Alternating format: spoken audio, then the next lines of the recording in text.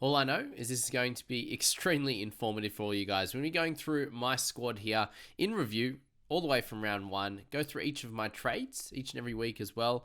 And then I'm also going to be really sick and note down all of the missed opportunities I had with looping as well as we go along through this review here. So yeah, we've got all my trade history in here on footystatistics.com, which is beautiful.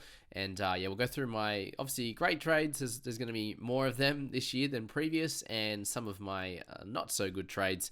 And yeah, gonna have plenty of fun along the way, along with going through a few of the players that I actually started with, and just more of a review on it was more around timing rather than anything like that.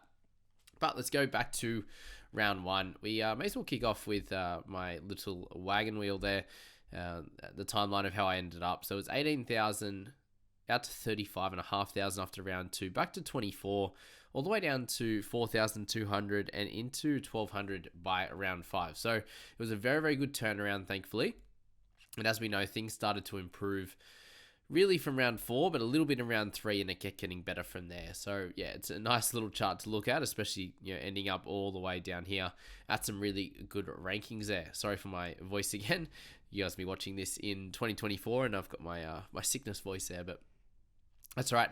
Looking at round one, so really we know this. The biggest issue at the start, obviously, was around a little bit of luck. Obviously, things didn't go perfectly in a few ways there. Look at some of our lowest scores, and Sean Blaw being one of them in our interchange four. And you look at that and go, okay, what are the chances that he outscores Matt Dury at a 32? And at that point, look, it's pretty high, to be fair. Yeah, in the first matchup there, you don't really want to just take a 32 when you've got a starting edge back rower who's likely to play big minutes. And unfortunately, Blorey got the concussion, and that was him done for that game. Some of the big issues here, obviously, were around where we spent our money. And unfortunately for us, Drinkwater was the man we spent a little bit of cash on down below. And we got him a 669, so a little bit under his 50 average. And the way he finished the year, he was very much a plus 50 kind of guy last season. And with the start that the Cowboys had, you would have thought that he would have been able to score well. And he's someone we'll touch on now. And it was just a little bit more around bad timing more than anything. We had him for his 38 or 40, sorry, in round one with a couple of tries there. And then in round two is when he got the sin bin in that last he had that sin bin in early in the second half. And he was just having absolute shocker and hardly getting involved, which is not exactly what we wanted at all there with him. Just the one tackle break in that one, 3 in the one before. So to have someone you're paying up that high for, there was him, there was Tedesco, there was a few guys that were a bit of an issue. And what we needed to spend that money on was someone like Pat Carrigan up top. So we do see here after those first two games, he gets suspended for multiple weeks, so we have to trade him out.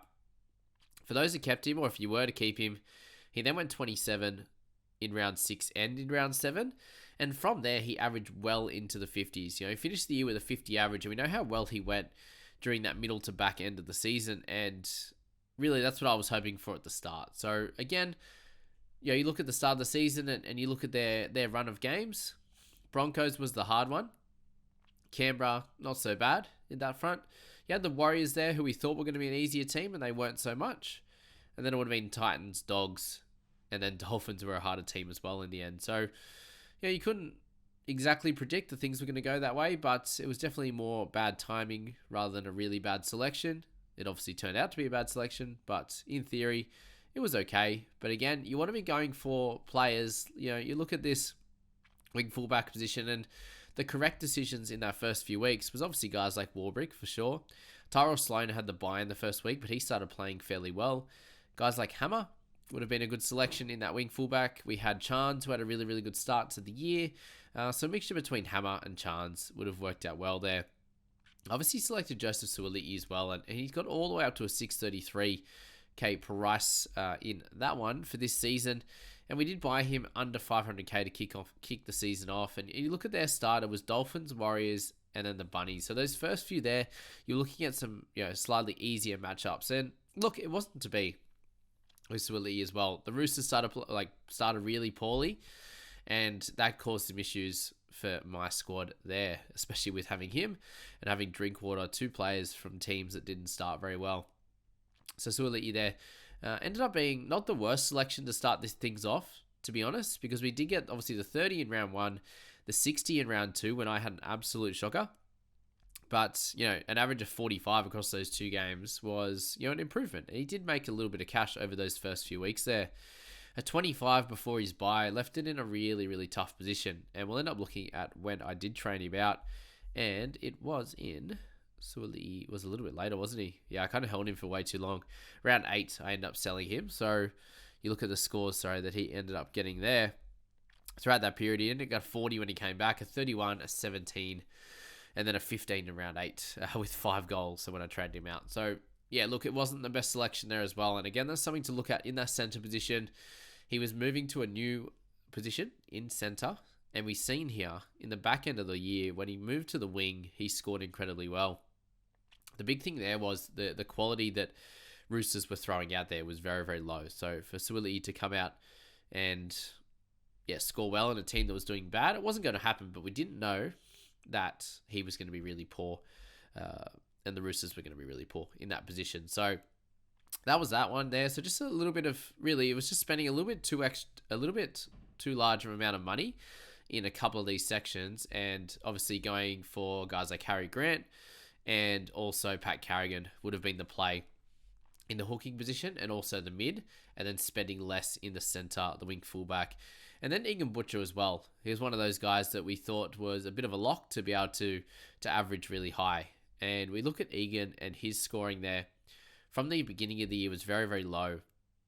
When he got more than 60 minutes in that second row position, he actually averaged 49. So the start of the season was very, very poor, to be honest. Like, it was just average at best. 31, 44, and 37, 38 in round 5. And he started getting good from round 6. So you see here that he was clearly an over 50 average kind of guy after that point. So we just, again, timing-wise, got him at the wrong spot, because around 6, 7, 8, and 9, he averaged closer to the 58 number.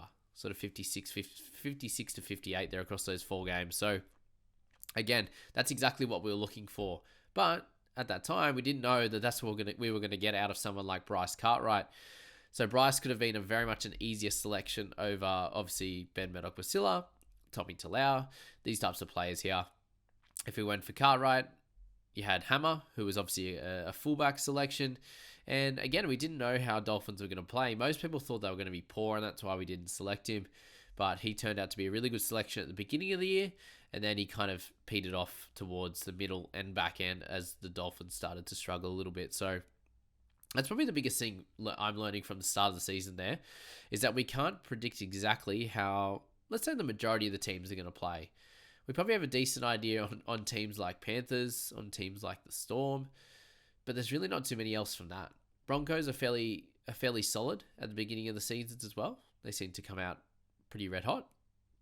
But other than that, sort of 3 to 4 teams that you can kind of predict how they're going to go. And then the rest are pretty tough to select from there. So that's where looking at getting those sure things. The Harry Grants, the Carrigans, the Payne Haas. Like, he was such a great selection from the start of the season. We knew Hopgood was going to be good coming into it, playing good minutes in that 13 role. Cam Murray, is going to be pretty solid. He obviously had a little bit of a down year at certain points as well. But yeah, selecting fullbacks, again, is probably the biggest yes that we could come out of that. So guys like Hammer, guys like Chance, guys like Terrell Sloan, all seem to score solidly enough to make some cash and do a decent job. So yeah, really, there was some unlucky bits, but there were some things that could have been avoided as well if we made some better selections. Starting with Preston was great, but starting with Talau was not so great. Blory, I think, was a really solid one to start with. You just got unlucky with him with concussions, and then he ended up getting dropped and the like there. Murdoch-Wasilla, as I said, should have been Bryce Cartwright, and then we could have mucked around with, the prices, trading Drinkwater down, and using some cash from Butcher to go to like a Carrigan, and using Suoli'i to go to Hammer. Could have allowed us to get somewhere close to Harry Grant as well. Maybe we don't have Murray. He could have been switched to Harry Grant and then had a really good hooker. Just those 4 to 5 differences there would have made a big difference overall in our team. So that's our first team there. Like, starting with Dewey was really, really solid. We had, Katoa and Liero, both really good selections to start. Same with Ford. Smithy, everyone had, so it was like do you go against the pack? Everyone had Alamotti and was playing with him. Warbrick, obviously, Lockie Miller, really, really solid selections there for the majority of the season. Then Tanner Boyd, 37 in the first one, was okay. We'll see here in round 2, which I just find really, really tough to look at. It was ridiculous because Tanner played his worst game of the season by far in round 2 and just looked like he was going to get hooked. It didn't exactly happen, and he obviously improved at some point, but Tanner was one of those guys that I did end up trading out of my side. I made a good selection there in bringing Bryce Cartwright into the fold. That was great. My secondary trade, though, of Lockie Ilias coming in was a little bit of a mistake. So Brandon Smith went out early, and so did Sean Bloor. So you look at that and you go, okay, Sean Bloor was concussed for 1 week.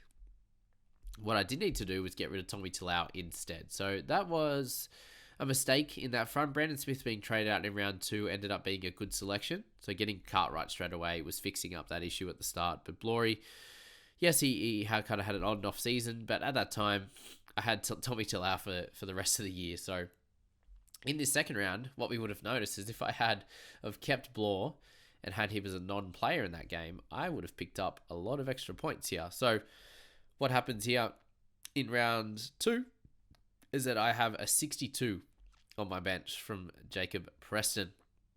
So what we would have had there is I would have been able to loop Preston into my side in that one. So let's just say we've missed out on, like, I don't know, who would we have left out in that one? Really, who would have been?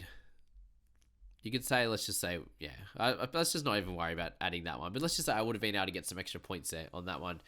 The mistake I did make was playing Tommy Talau over Paul Alamotti. So let's add 44 points that I lost in that one, because that was a mistake. The Tigers were average.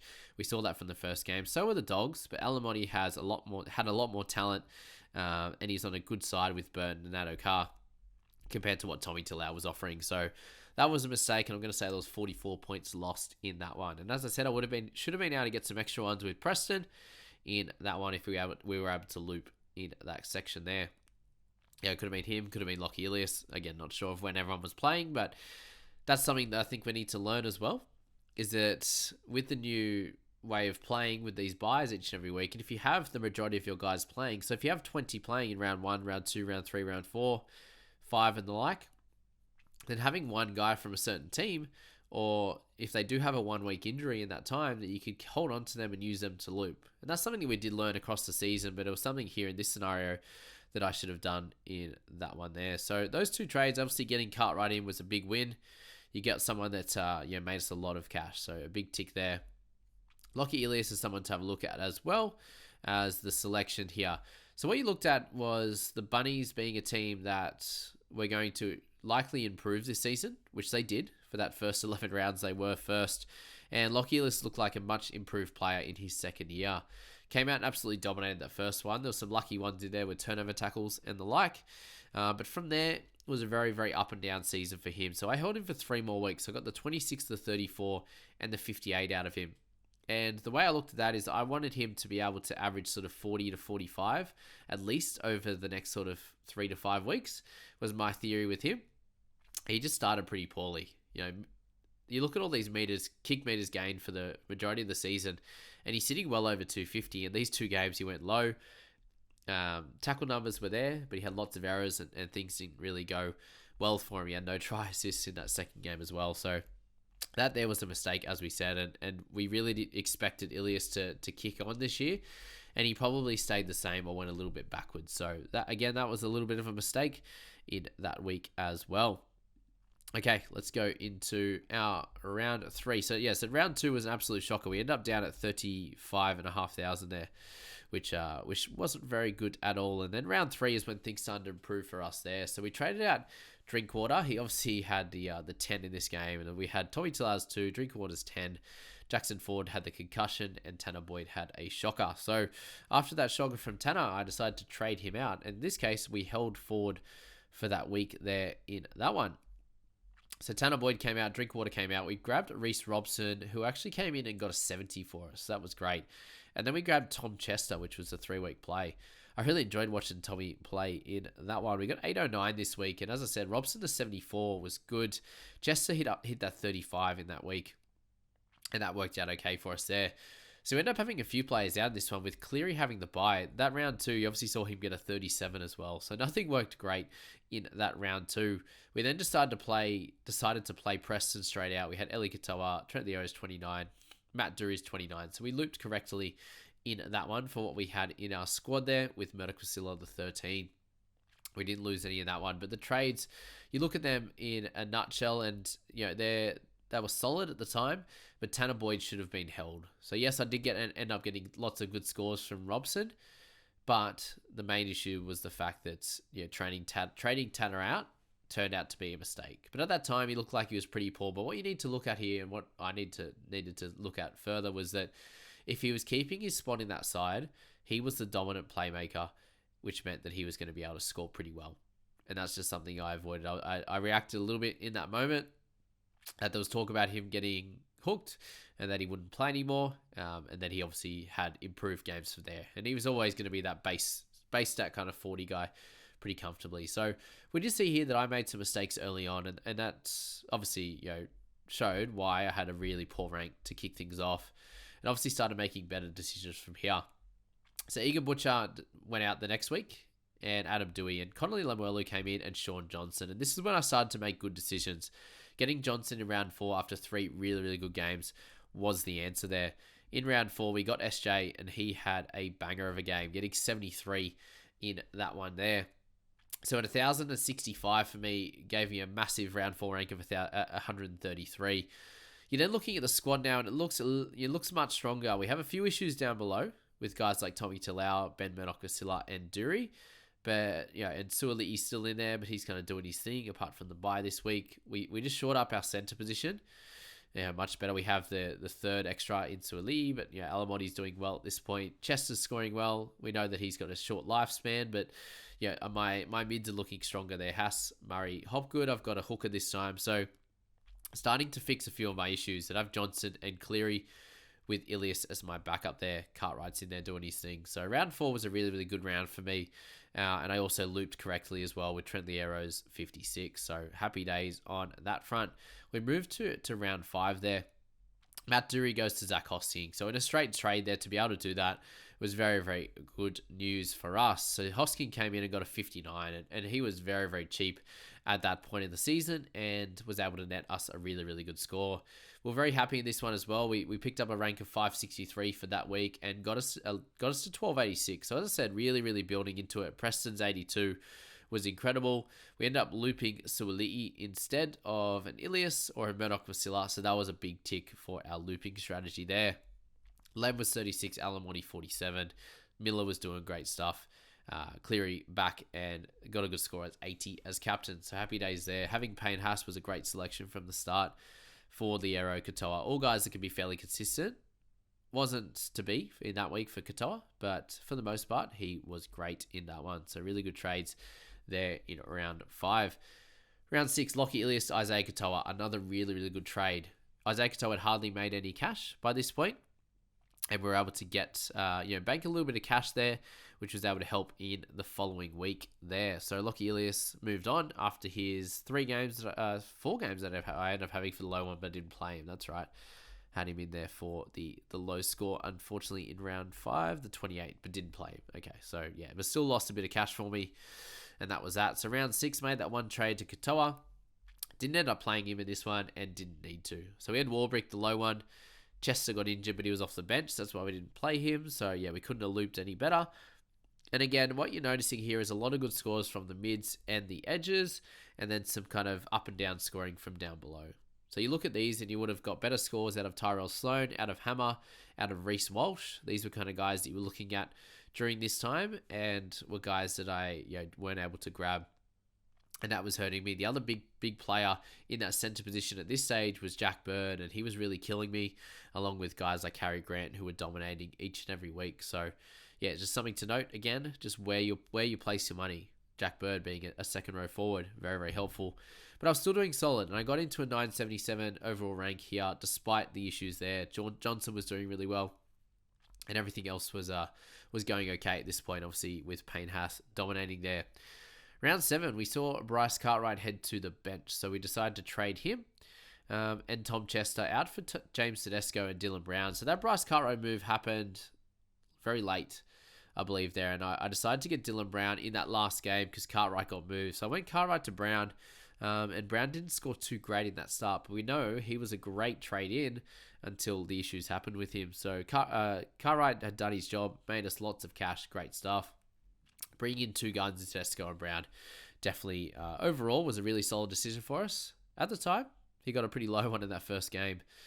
So that's that in round 7 there. So the score I ended up with an 809. Got me down to 723. So still a really, really good effort there. I had Isaiah Katoa's 40 in my number 6. I decided to loop Suoli'i, which again worked out in that selection. So I can't say that's an issue of not looping Katoa in that scenario there. Everything was solid again. Some lower scores from guys like Katoa, but Trent Liero stepped up. Reece Robson was down, but I believe Grant was down in that time too. Just no big scores across the park in the centres and the wing fullbacks there for round 7. Round 8, still a solid score in there at 781 overall. And Hopgood went to Cam McInnes. Gee, I wish he went better in that time. Like he obviously had such an incredible end of the season, but the minutes weren't there for him, unfortunately. And then he ended up breaking his hand, which is where I ended up trading him that 4 rounds later. So he was really solid. He got one good big score for me in the 60s, but yeah, it wasn't incredible. Joseph Suoli'i going to Joseph Manu was a big tick as well. Hopgood, what we learned there is we could have ended up holding him for the longer term there. I ended up bringing him back in not too long after there. We'll see him come back in round 12. So he's someone that you could have held on to. He had a couple of lower scores there. He was hemorrhaging some cash, but overall, it wasn't a big issue for Hopgood there. Being able to hold him for the entirety of that season. So yeah, Brownie's 41 was incredible. McInnes came out and got 49, which was okay. Eli Katoa copped a concussion off the spear tackle kind of thing, which wasn't great. Katoa was making some cash at that point, and Tedesco and Manu got good scores there. So that was that. We had a really, really big score in round 9. So 953 in that one, and Payne Haas went out when he was out. Will Warbrick, Eli Katoa all went out there. Jack Bird came in, Brandon Smith, and Jack DeBellin. So the DeBellin trade-in, the Jack Bird trade-in at that point were all really, really solid. I don't think Bird killed it in that game. He got a 40, but still, shoring things up in the centres was great. Having an edge in our 2 edges in our centre position in Lemuelu and Bird was just shoring up our positions there. We had 2 guns in Manu and Tedesco, along with Miller still scoring well. Guys like Sean Johnson, Jack DeBellin 76 at that time. Brandon Smith being a really, really solid player, kind of coming back and getting into it and trying to help the Roosters win was a thing. And yeah, just the team was kind of coming together, and that's why we ended up with a good score in that round. The next round, round 10, we had a 995 into a 211 rank. So really, really pushing well there. Cam Murray went out. He started scoring pretty poorly, unfortunately. Jacob Preston, bit of a mistake in this one for round 10. And then Alamotti trading out was not a mistake there. So Helam Lukey, Jareen Buller, and Nico Hines. So we got Buller really, really early. I think the second or third week that he was available. And he picked up a 46 there. See Lemuelu continuing to kill it. This is when McInnes had a good score of 67. DeBellin was great. Dylan Brown was great along with Johnson. So a bunch of really good scores. And I looped correctly again with Isaiah Katoa and didn't play Lukey for his 19. So thankfully I didn't have to play him that week. Again, looped really, really well. And Lukey ended up having a few good games there before he, again, was benched or, limited minutes and the like there. So those kind of trades, they ended up pretty solid, obviously, there. Just Preston we could have tried to hold. And let's have a look at that team and who would we have traded instead? I suppose Hosking was the other option at that point, but he did get a 65 for us in there. So did Preston. And Preston kind of worked out to be a better hold longer term. But again, at the time, we didn't really know. We did know that he had that spot pretty well sewn up. Guys like Ford could have been a trade. I think Trent Liero was probably the one, obviously, that we should have traded. He was a little bit cheaper at that point, so might have stuffed up trades later on down the track. He got a 49 in that week, but he started going downhill, and we would have much preferred having Preston at that point rather than Liero, even if it was for the extra sort of 80k, I believe, or so it was at the time. So a slight mistake there in hindsight, but again, it was like a smaller one at the time. We got Nico Hines, we got Buller. Hines had a shocker that week, but so did Cam Murray, so that was that. Round 11, Murdoch Priscilla comes out. Jackson Ford comes out there as well. Corey Horsburgh and Carl Oluwapu come in round 11. So again, more solid trade-ins. We had to hit on Lukey's 84, so we really would have wanted that. We didn't want to miss out on that. Oluwapu, 29. We looped well in that week. He started making some cash for us. This is when Bird started going good. We had a bad week from Tedesco. Again, a low one from McInnes when he hurt his hand, I believe, in that one there. Hoskins 26 in this one really hurt. So again, having Preston for his 50 odd that week as well would have worked out better in the end. Hoskins made a lot of cash. We just had a lot more faith that he would continue getting 80 minutes and scoring well. Horsburgh, not super big score on that one. Johnson kept doing his thing. Brown, another low one. He was on a 70-40, 70-40 at that time. But solid week overall. Ford and Murdoch-Silla for those two there. McInnes got injured. He went out along with Hosking, and Hopgood came back, and Billy Smith. So Billy Smith was a mistake, obviously, in that one. We saw Billy the kid.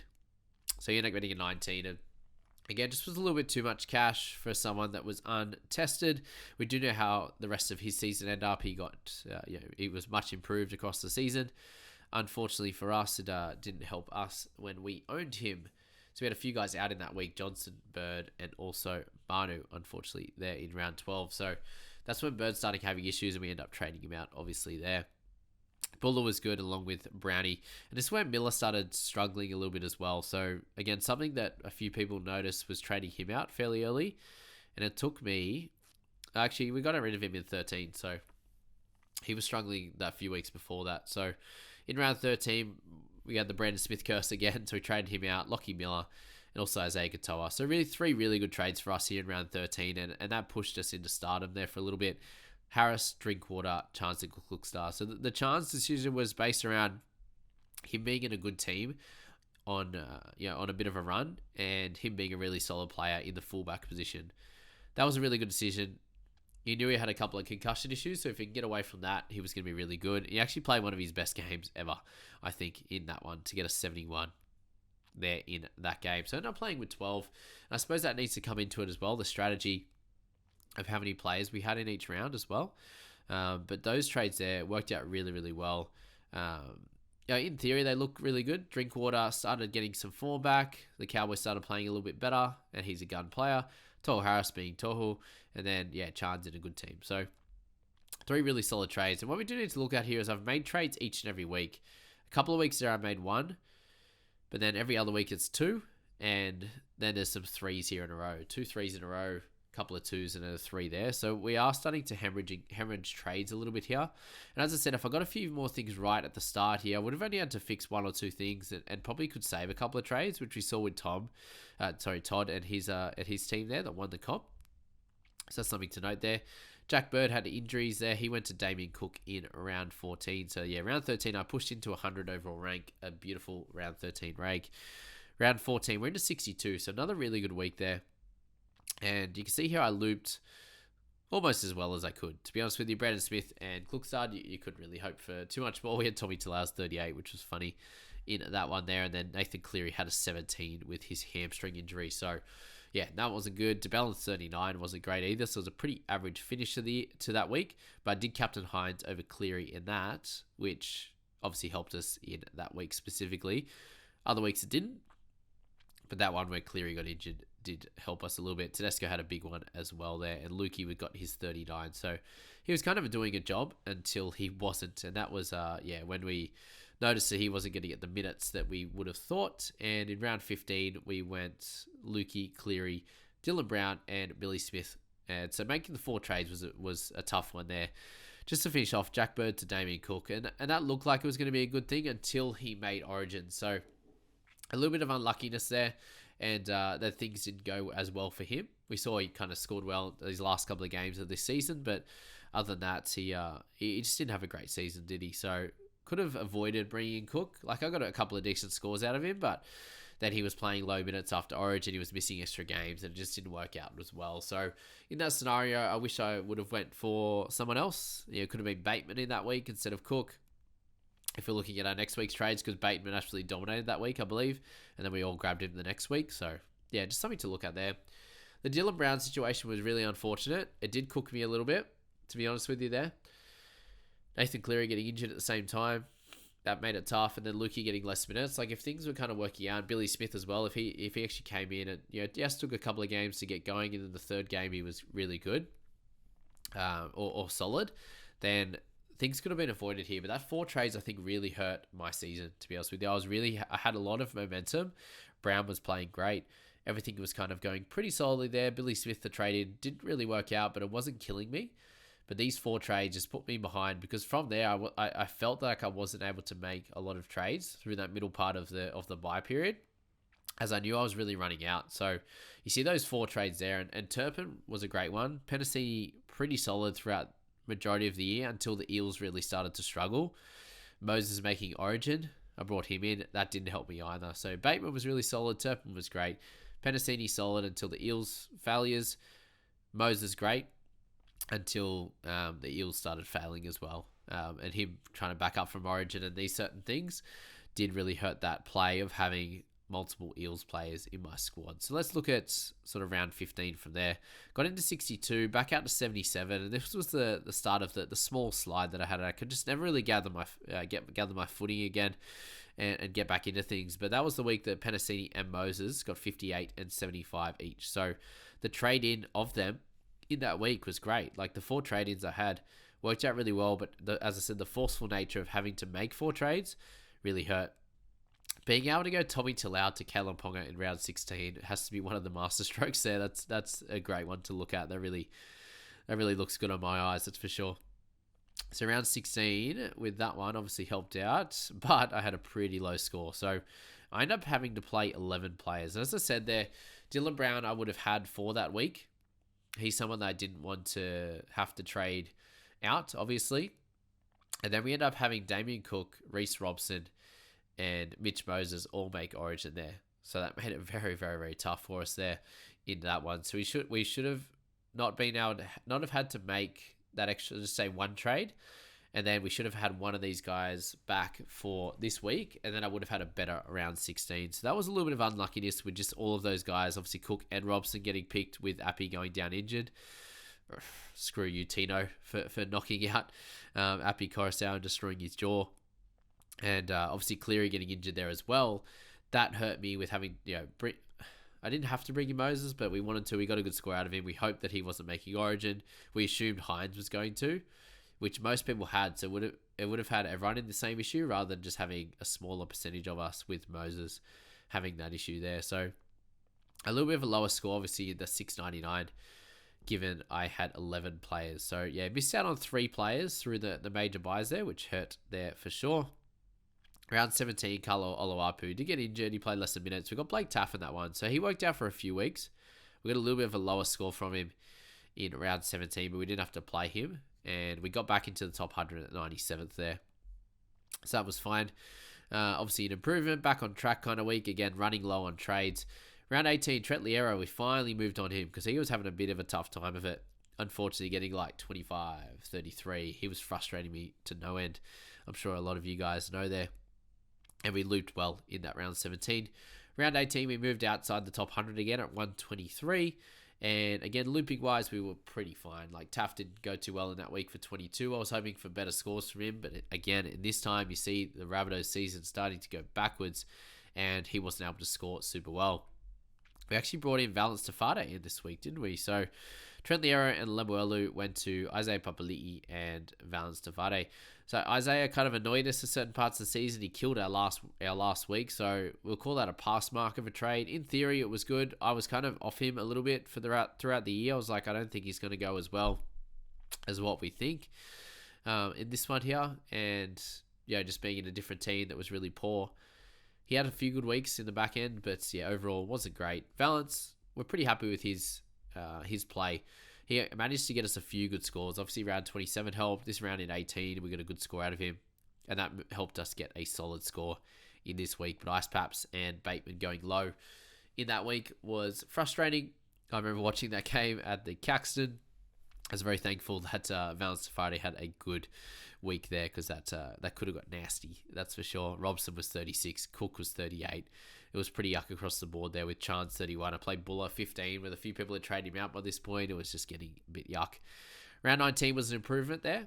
I ended up having the full 13 on the park. So that was great for us. And the reason we did have that was because we did make that one trade of Damien Cook to Brendan Hands, who ended up being solid for a few weeks before it started going a bit downhill for him there. And they brought Joey Lussick over. So that was just unfortunate for us. He was scoring really, really well. A lot of people were trying to bring him in sort of round 2021, and then they got burnt as well. Round 20, we used 3 trades. So Taff, Robson, and Turpin went to Grant, Max King, and Dave Fafita. So on paper, they look like really, really strong trades. The main issue I had here was that Cary Grant, we brought him in way too late. He needed to be in from the start or close to it. We need to prioritize that trade. If we didn't have it, obviously, we needed to make that trade in sort of round 3 or 4, and that wasn't to be. That didn't happen. Grant, King, Fafita all worked out okay. Fafita didn't score anywhere near as well in the last sort of 8 rounds that he did throughout the start and the middle of the season. So that was frustrating, but in theory, it was a great trade there in round 20, and we ended up getting to a rank of 92. So an improvement there. We looped really well there. We got Buller and Klukstad in there as loopers, and Teddy was out in that one, which was frustrating there for sure. But a solid efforts overall. We have Hines there as our captain this week, and then I believe Cleary comes back next week. Tohu and Chance to Cleary and Jesse Colquhoun. So Jesse Colquhoun was a bit of a frustrating one. We needed to go for Dan Russell there. Very, very easily needed to do that. And that would have got us a lot more points. So I'm going to say that would have cost us about 100 points. That one there, very, very easily. Unfortunately there, Jesse, at least 100, 150 maybe. So let's just pop that in there. Let's just say one trade.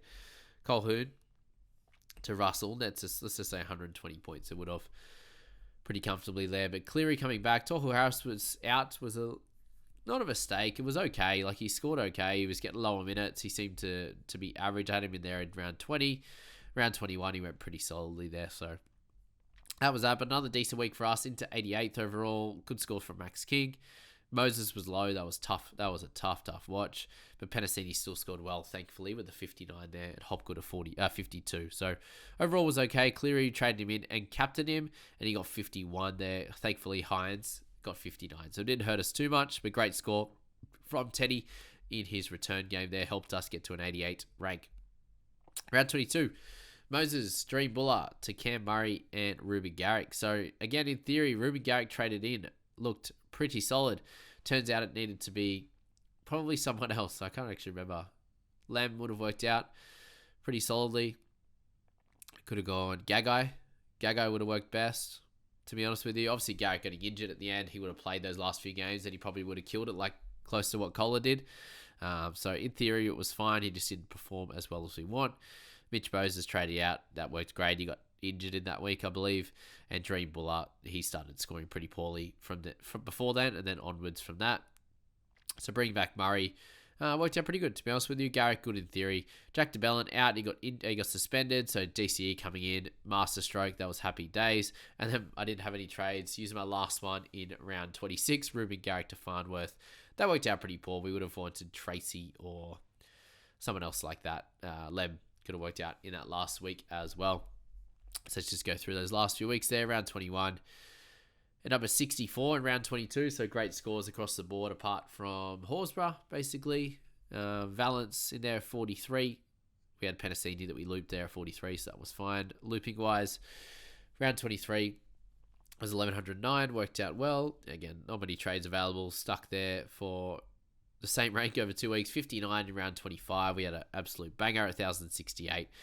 Round 26, we got 906 down to 94 and then finished at 101. And that is where we are at now. So really, really cool season, guys. Like, to come 101st is very, very impressive.